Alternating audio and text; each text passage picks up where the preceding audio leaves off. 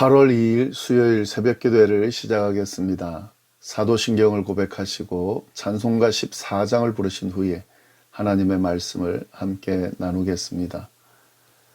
오늘 하나님께서 저희에게 주신 말씀은 사도행전 17장 16절부터 34절까지의 말씀입니다. 본문이 길기 때문에 먼저 개인적으로 읽으시고 저는 함께 읽지 않고 본문을 설명해 나가면서 같이 읽어 나가도록 하겠습니다. 17장 뒷부분인데요. 데살로니가를 거쳐서 베레아에서 복음을 전하던 바울은 데살로니가로부터 베레아까지 찾아와서 자신을 위협하고 괴롭히는 유대인들을 피해 아덴으로 넘어가게 됐습니다. 함께하던 실라와 디모데는 베레아에 머물고 있었는데 급하게 넘어가다 보니까 그렇게 서로 떨어지게 된 거죠. 자신을 아덴으로 인도한 사람들에게 실라와 디모데를 속히 데려오게 해달라고 지시하고 그 기간 동안 바울은 혼자서 아덴에 머물게 됩니다. 이 아덴에서 혼자 복음을 전하는 내용이 오늘 본문 안에 담겨 있습니다. 그 내용을 함께 보겠습니다. 먼저 16절 말씀을 보시면 바울이 에덴에서 그들을 기다리다가 그 성에 우상이 가득한 것을 보고 마음에 격분하여. 바울은 아덴을 쭉 돌아봤는데 그 아덴을 돌아보면서 매우 격분하게 됐습니다. 그 이유는 도시에 우상이 가득했기 때문에 그렇습니다. 이 아덴은 아테네를 의미하는 거니까 여러분이 어떤 분위기인지 충분히 예측이 되실 겁니다. 바울은 이런 우상이 가득한 도시를 바라보면서 격분했고 그런 격분한 마음으로 복음을 전했습니다. 그는 늘 하던 대로 회당에서 유대 사람들을 대상으로 복음을 전했습니다. 그러나 조금 특이하게 바울은 장터에서도 만나는 사람들에게 복음을 전했습니다. 17절 말씀 보시면 회당에서는 유대인과 경건한 사람들과 또 장터에서는 날마다 만나는 사람들과 변론했다. 그러니까 회당에서 전한 사람은 유대인, 경건한 사람이죠. 이 경건한 사람은 이방인인데 유대교를 믿는 이방인입니다. 그래서 하나님에 대해서 아는 사람들을 대상으로는 회당에서 복음을 전했고 장터는 전혀 하나님을 모르는 불신자들입니다.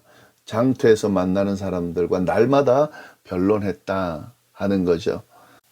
이게 바로 아덴에서 복음을 전하는 좀 특징적인 부분입니다. 전혀 복음을 알지 못한, 하나님을 알지 못하는 불신자들에게 복음을 전하는 내용이 나옵니다. 18절 말씀 보시면 어떤 에피크로스와 스토아 철학자들도 바울과 쟁론할세 어떤 사람은 이르되 이 말쟁이가 무슨 말을 하고자 하느냐 하고 어떤 사람이 이르되 이방신들을 전하는 사람인가 보다 하니 이는 바울이 예수와 부활을 전하기 때문이로라. 에피크로스와 스토아 철학자들과 바울이 변론했다 이렇게 나오죠. 이 당시 물론 그 전이죠. 헬레니즘 시대에 이 철학이라고 하는 것은 아주 종교, 문화, 세계관, 과학 등을 아우르는 아주 핵심되는 학문이었죠. 그 중에 가장 인기 있는 그 사조가 바로 에피크로스와 스토아 철학이었습니다. 이를 따르는 철학자들이 많았는데요. 그 철학자들이 바울과 변론을 했다는 거죠. 변론하면서 그가 전하는 복음을 들었다는 거죠. 근데 이 철학자들의 태도는 바울이 전하는 내용을 진지하게 듣는다기보다는 아주 무시하고 비웃는 태도로 들었습니다. 이 말쟁이가 무슨 말을 하고자 하느냐. 말쟁이란 표현 자체가 아주 비하하는 표현이죠. 뭐라고 말하는지 한번 보자. 그렇게 하면서 또 바울이 전하는 이 예수와 그의 부활이 이방신들 중에 하나다라고 그렇게 생각한 겁니다. 자신들이 지금 따르는 신들이 많잖아요. 그런데 그 신들이 주고 저기 변방에 있는 어떤 신들에 대해서 이야기하는구나 라고 생각하면서 그 바울의 이야기를 듣고 있다는 거죠. 그렇게 듣고 있다가 결국 이 철학자들은 바울을 붙잡아서 아레오바고라는 곳으로 데리고 갔습니다. 19절, 20절 말씀입니다. 그들이 붙들어 아레오바고로 가며 말하기를 내가 말하는 이 새로운 가르침이 무엇인지 우리가 알 수 있겠느냐. 내가 어떤 이상한 것을 우리 귀에 들려주니 그 무슨 뜻인지 알고자 하노라 하니. 이 아레오바고는 아레스의 언덕이라는 말입니다. 이 아레스는 그리스 신의 언덕, 신이라는 말인데 그리스 신의 언덕이라는 말입니다. 이곳은 일종의 재판을 하는 장소를 의미합니다. 범죄한 것에 대한 재판도 있지만 서로 가지고 있는 학문들 또 철학적인 내용들을 가지고 서로 변론하면서 어떤 것들을 판단하는 거죠. 점검하는 거죠. 그런 장소인데 어떤 광장 같은 곳입니다. 그곳으로 데리고 갔습니다. 그래서 이 바울의 이야기를 한번 다시 들어보겠다는 거죠. 어떤 것인지 바울이 전하는 신, 또 그와 관련되는 내용이 어떤 것인지 자세하게 듣고 판단해 보겠다라고 하는 의도로 그를 데리고 가서 아레오바고에서 연설하게끔 그렇게 한 겁니다. 어떤 면에서는 긍정적으로 듣겠다라는 의미는 아니죠. 앞에 말한 것과 비교해 보면, 연결해서 보면 부정적인 것이고, 그렇게 아레오바고에서 설교하고 하고, 그리고 그걸 판단해서 그것이 얼마나 별 볼 일 없는 것인지 잘못된 것인지를 아마 드러내려고 하는 의도였겠죠. 그래서 바울이 어떤 의도든 간에 거기서 아레오바고에서 이제 설교를 하게 됩니다. 이게 바울의 아덴에서 했던 아레오바고 설교입니다. 이 바울의 설교, 아레오바고에서의 설교는 다른 설교와는 좀 다른 특징을 가지고 있습니다. 예. 그 대상이 일단 다르죠. 대상이 아까 말했잖아요. 하나님을 모르는 이방인들이었습니다. 예, 유대인이 아니고 이방인 중에서도 경건한 이방인, 하나님을 아는 이방인들이죠. 그런 대상들을 향해서 쭉 설교를 하고 복음을 전해왔는데, 지금 이 아덴에서는요, 아레오바고에서 설교하는 것은요, 전혀 하나님을 모르는 그런 이방인들을 대상으로 지금 설교를 하고 있습니다. 그리고 이 대상들이 하나님을 모를 뿐만 아니라 나름대로 철학을 깊이 연구한 지식인들이었습니다. 이 철학자들은 대부분 지식인들이죠. 예, 이런 지식인들을 대상으로 한 설교가 바로 아레오바고 설교입니다. 이렇게 불신자들이죠. 불신자들과 지식인들에게 어떻게 설교하면 되는가, 우리가 여기서 배울 수가 있는데요. 예, 그 설교 내용을 한번 보겠습니다. 22절, 23절 말씀 먼저 보시면은, 바울이 아레오바고 가운데 서서 말하되 아덴 사람들아, 너희를 보니 범사에 종교심이 많도다. 내가 두루다니며 너희가 위하는 것을 보다가 알지 못하는 신에게라고 새긴 단도 보았으니 그런즉 너희가 알지 못하고 위하는 그것을 내가 너희에게 알게 하리라. 바울은 먼저 아덴 사람들이 매우 종교적인 사람임을 언급합니다. 이 종교심이 많고 그들이 무엇을 섬기는지를 유심히 보고 그들에 대해서 일단 아는 이야기를 하면서 먼저 그들과의 교감을 지금 열어가고 있는 거죠. 그리고 또 그가 다니다 보니까 어떤 제단에 알지 못하는 신이라고 새기고 그를 섬기는 것을 봤다고 이야기하면서 이를 중심으로 이야기를 풀어갑니다. 그들이 신들을 섬기는데 알지 못하는 신을 섬기고 있다 라는 거죠. 그래서 바울이 그 알지 못하는 신이 누군지를 알려주겠다라고 이야기를 하는 거죠. 예, 이거는 굉장히 이 복음을 전할 때에 또 설교를 할 때에 굉장히 중요한 부분이죠. 그들의 관심사를 공감하고 그와 관련되는 내용으로 이야기를 풀어가면서 그것을 통해서 전하려고 하는 그 복음의 내용을 선포하는, 이건 굉장히 중요한 복음 전할 때에 아주 중요한 접근 방법입니다. 예, 그걸 지금 바울이 하고 있는 거죠. 네, 그러면서 바울은 이 아덴 사람들이 알지 못하고 섬기던 그 신이 누구인지를 분명하게 알려줍니다. 24절 이하 말씀이 쭉 그 내용입니다. 알지 못하는 신이 누군지를 쭉 자세하게 설명해주고 있는 겁니다. 24절 보시면 우주와 그 가운데 있는 만물을 지으신 하나님께서는 천지의 주제시니 손으로 지은 전에 계시지 아니하다. 예, 알지 못하는 그 신이 누구냐? 우주와 그 가운데 있는 만물을 지으신 창조주 하나님이다.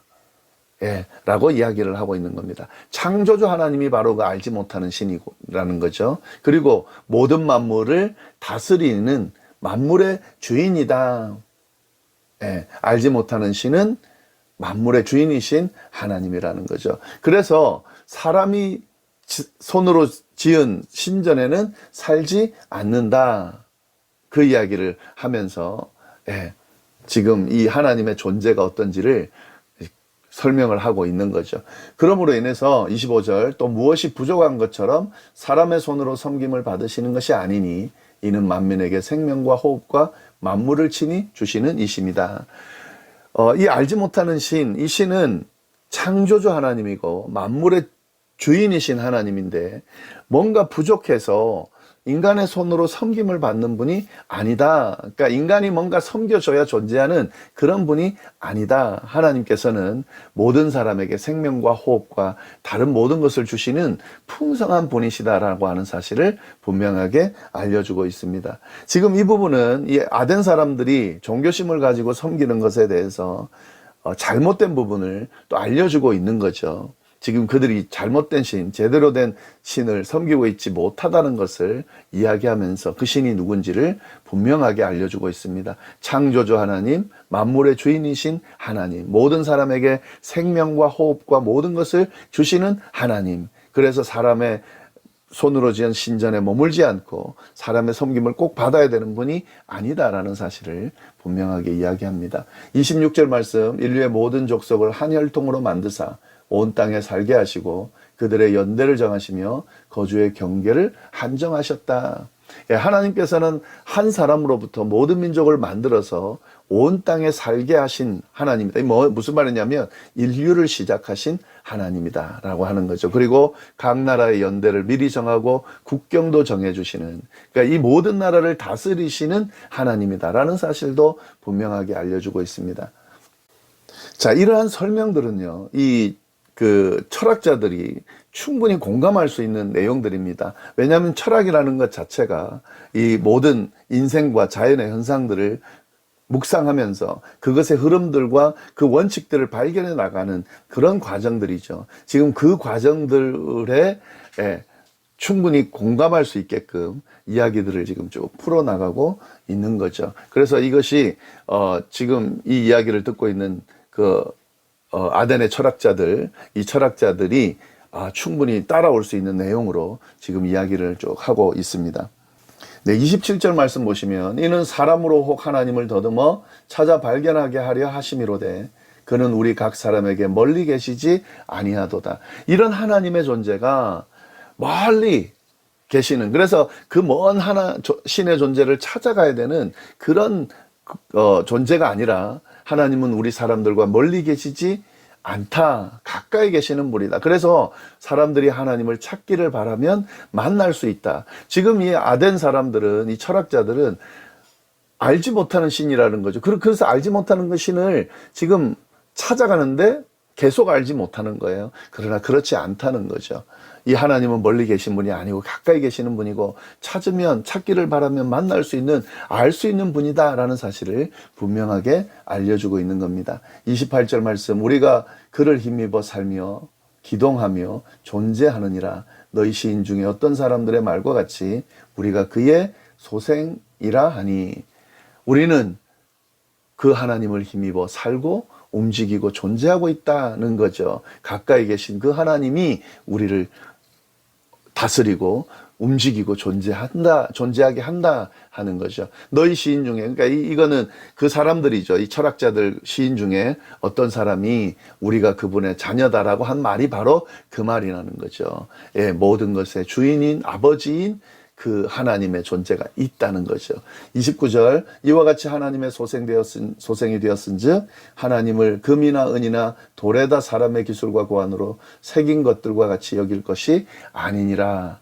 그러니까 우리가 하나님의 자녀인 이상 하나님을 사람의 생각이나 기술로 금이나 은이나 돌에 새겨 만든 형상 따위로 생각해서는 안 된다라고 이야기하는 겁니다. 30절, 알지 못하는 시대에는 하나님이 간과하셨거니와 이제는 어디든지 사람에게 다 명하사 회개하라 하셨다. 하나님을 알지 못했던 시대는 하나님을 모른 채로 그냥 살아가도 괜찮았지만, 하나님이 그냥 뒀지만 이제는 복음이 전해지고 선포되고 있다는 거죠.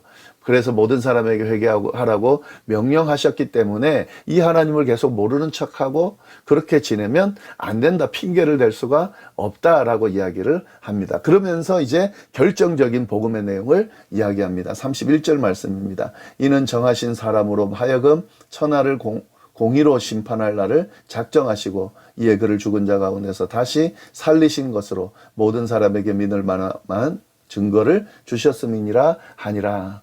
예, 복음의 내용이 뭔지 분명히 이야기하죠. 하나님께서는 자신이 세운 한 사람을 통해 세상을 공의로 심판할 날을 정하셨다는 거죠. 하나님께서는 그를 죽은 사람들 가운데 살리심으로 모든 사람에게 이 날이 바로 심판의 날이라는 것을 증거로 보여주셨다라고 하는 겁니다.